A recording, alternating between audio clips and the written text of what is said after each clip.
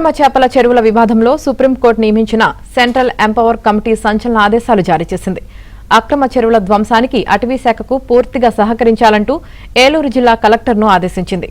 స్థానిక యంత్రాంగం సహకరించడం లేదని, కూల్చివేతలకు అడ్డు తగులుతున్నారని కమిటీకి అటవీ శాఖ తెలిపింది.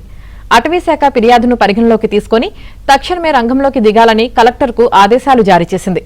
కొల్లేరులో తాజా ఆక్రమణలు, అక్రమ గట్ల నిర్మాణంపై ఏపీ ప్రభుత్వాన్ని కమిటీ నివేదిక కోరింది. అభయారణ్యం పరిధిలోని అక్రమ చెరువులకు విద్యుత్ కనెక్షన్లు ఇవ్వడంపై సీఈసీ తీవ్ర ఆగ్రహం వ్యక్తం చేసింది.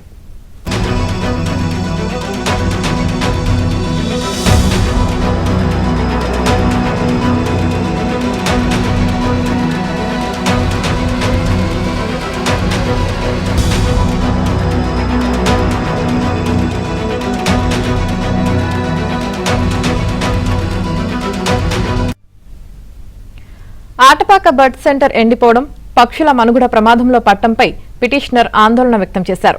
మెడికల్ వేస్ట్, పురుగుల మందుల వ్యర్థాలతో కొల్లేరు సరస్సు కలుషితం కావడంపై సమగ్ర సమాధానం ఇవ్వాలని ఏపీ ప్రభుత్వాన్ని కమిటీ ఆదేశించింది. ఆటపాక పక్షుల కేంద్రానికి నీటి సరఫరా నిలిపివేయడం, కొల్లేరు కాలుష్యంపై కమిటీ సీరియస్ అయింది. కూల్చివేతల పురోగతి, కాలుష్య నివారణ చర్యలపై త్వరలోనే నివేదిక సమర్పించాలని ఏలూరు జిల్లా కలెక్టర్ను సీఈసీ స్పష్టమైన ఆదేశాలు జారీ చేసింది.